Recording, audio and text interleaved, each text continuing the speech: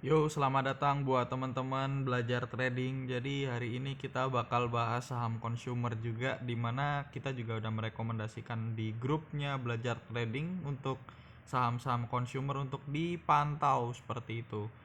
Kalau kita lihat di sini kita nih tempo hari beberapa hari yang lalu, bukan tempo hari, jauh banget kayaknya. Baru 13 Oktober, baru kemarin berarti.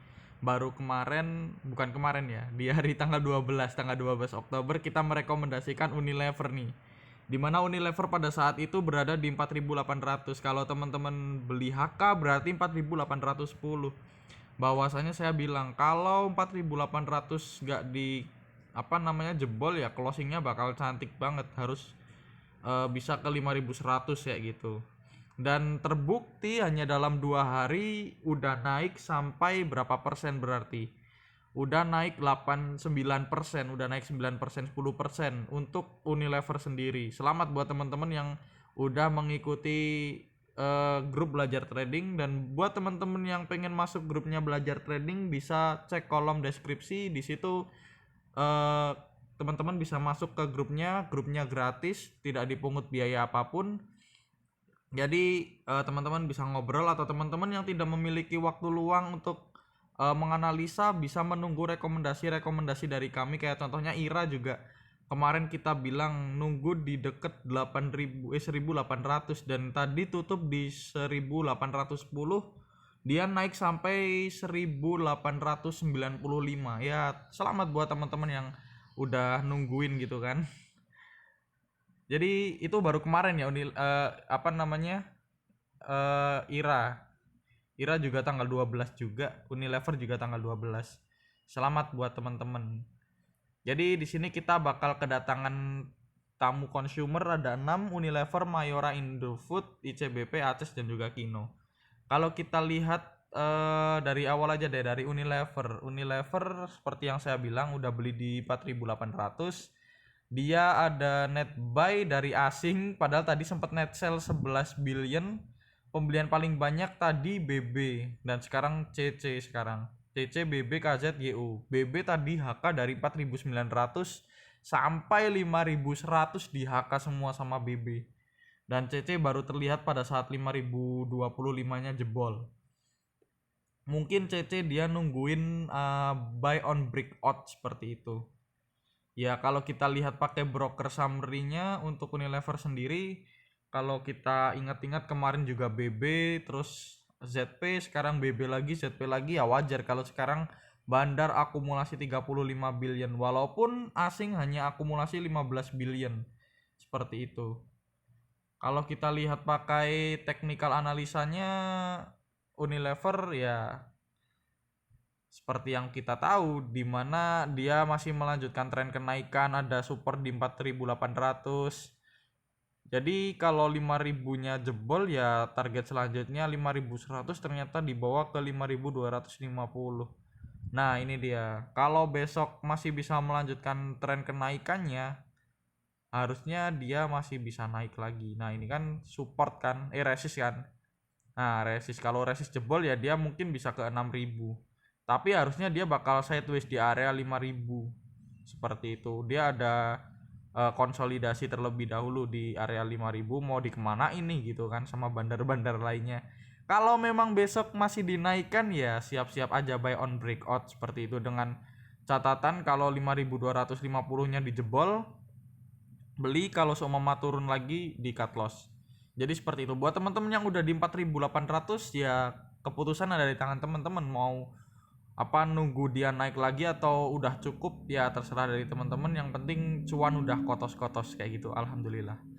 Ya, kita lanjut ke saham kedua. Oh iya, target price dia MACD masih naik ya. Target price tadi udah 6.000 ya. Ya masih jauh banget kalau seumpama berhasil breakout.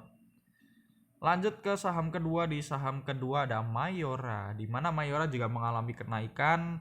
Kita sempat bahas di video sebelumnya kalau 2.300 gak dijebol, dia bakalan naik karena Mayora masih di titik terendah dia. Ya, jadi mana 3 bulannya? Oh, enggak, ya, jadi kalau seumpama teman-teman udah beli juga, ini ya, gini ya kemarin ya. di 2300 2090 ternyata 2290. Kalau teman-teman beli ya juga udah cuan juga 4%. Asing net buy, BK, DP, penjualan paling banyak GU. Kalau kita lihat pakai tag apa namanya broker summary, Bandar Akum cukup kecil 0,2, tapi asing beli 2 billion. Kalau kita lihat juga Bandar asing masih distribusi, Bandar distribusi secara 10 hari, 5 hari, 20 harinya masih akumulasi. Kalau kita lihat secara teknikalnya untuk Mayora, boom. Nah, ini dia Mayora. Ya, seperti yang kita ketahui dia masih di area konsolidasi di sini. Kalau 2300-nya jebol, dia bakal ke 2200 untuk turun dulu, lanjut nanti dialami kenaikan. Tapi ternyata memang udah dinaikin lagi untuk hari ini. Dia MACD-nya juga udah membentuk golden cross. Kalau besok berhasil naik, ya kalau dia besok berhasil breakout 2440, ya berarti dia golden cross gitu. Tinggal dia breakout golden cross, menurutku cantik banget. Bandar juga hari ini mulai akumulasi kecil-kecilan, ya cukup bagus. Area target selanjutnya berapa bang? Area target selanjutnya berapa berarti? Ada di 2650 sepertinya. Di sini 2600, ada di 2600, ya sekitar 15% lah ya. Jadi menarik atau enggak kita serahkan kepada teman-teman kembali untuk mengeksekusi atau tidak. Lanjut ke saham berikutnya. Di saham berikutnya ada Indofood, di mana Indofood hari ini mengalami kenaikan. Ya, dari tadi dia di bawah sideways saja, lalu di sesi 2 baru dinaikkan. Dia diakumulasi 4 billion. Pembelian paling banyak KZ, BK, AK, penjualan paling banyak SQ, GR, YP, PD, retail semua. Kalau kita lihat secara broker summary-nya untuk Indofood, coba ya, harusnya dia diakumulasi. Iya, diakumulasi cukup besar 13 billion, asing akumulasi 4 billion. Kalau kita lihat secara teknikalnya untuk INDF sendiri, harusnya dia masih menarik. Nah, ini dia. Kemarin dia sempat berada, cantik banget. Aku sampai lupa gitu kan buat ini. Dia udah jebol di area neckline dia di 6.700. Ya, menurutku ini masih cantik banget harusnya untuk naik kembali gitu kan. Dia harusnya mungkin kalau bisa jebol 6.800-nya di sini. Nah, ini dia 6.800-nya jebol, dia bakal naik cukup tinggi dia ke area 8 yang terendah dulu deh biar teman-teman tidak terlalu mengharapkan lebih gitu kan. Pertama ada di sini di 7.300. Lanjut ke 7.500 dan 8.000. Kalau seumpama di 6.800 jebol. Seperti itu. Tapi nggak bakalan lancar-lancar aja. Pasti ada sideways, ada lain-lainnya. Teman-teman harus bersabar. Seperti itu. Lanjut di saham berikutnya. Dia juga MACD-nya masih tajam menuju ke atas ya. Lanjut di saham ke selanjutnya ada ICBP. ICBP juga dia masih mengalami kenaikan. Dia ada support di 9.000, Bandar net buy, asing net buy, terus pembelian paling banyak DX dan juga YU, penjualan paling banyak SQ, CS, RX, CP, YP, PD dan lain-lain. Kalau kita lihat dengan broker summary-nya untuk ICBP sendiri, mari kita lihat. ICBP harusnya dia masih diakumulasi, sama seperti INDF ya. Hari ini masih diakumulasi 7 billion, menurutku cukup besar. Dan asing akumulasi 32 billion. Kalau kita lihat menggunakan teknikalnya untuk ICBP, nah ini dia, ICBP udah sampai resist gitu. Kalau seumpama 9.000 jebol, ya target selanjutnya ke sini dia. Target selanjutnya dia ke 9.250, lanjut ke 9.800. Ini dia target-targetnya. Ya teman-teman tinggal buat plan sendiri lah, trading plan teman-teman seperti apa.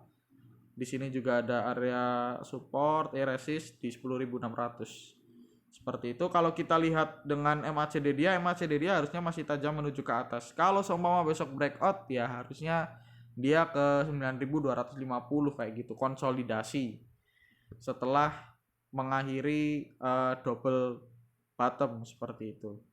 Lanjut ke saham berikutnya. Di saham berikutnya ada ACES, di mana ACES juga belum naik yang cukup signifikan, di mana kemarin sempat masuk rekomendasi dari harga 1.370, sekarang udah di 1.400, ya ada cuan tapi masih dikit lah ya.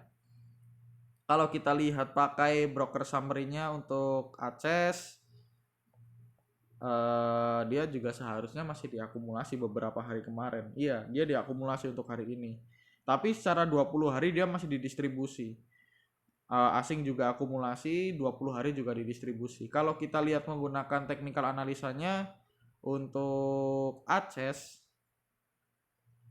sendiri ya dia masih berada di area sini konsolidasinya dia. Kalau seumpama 1410-nya jebol, dia mungkin bisa ke 1500.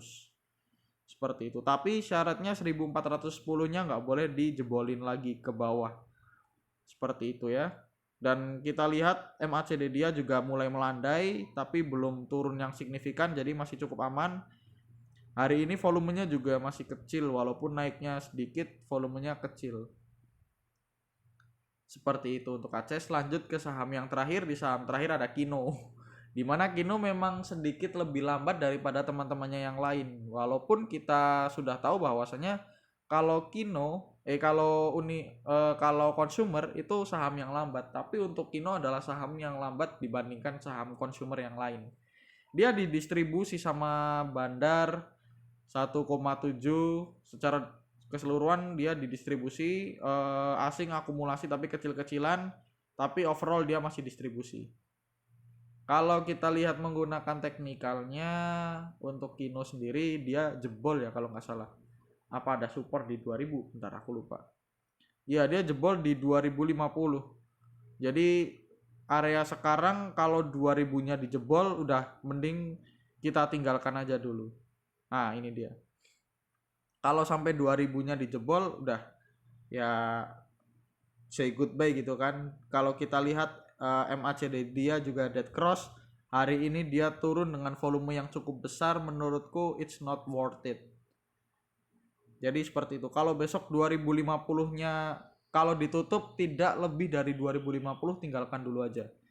Seperti itu buat Kino dan buat saham-saham consumer. Selamat buat teman-teman yang udah buy on rekomendasi kemarin kayak gitu. Jadi tetap jaga sedekah teman-teman. Semoga di minggu-minggu ke depan, di hari-hari berikutnya teman-teman tetap bisa cuan seperti itu. See you next time, bye bye.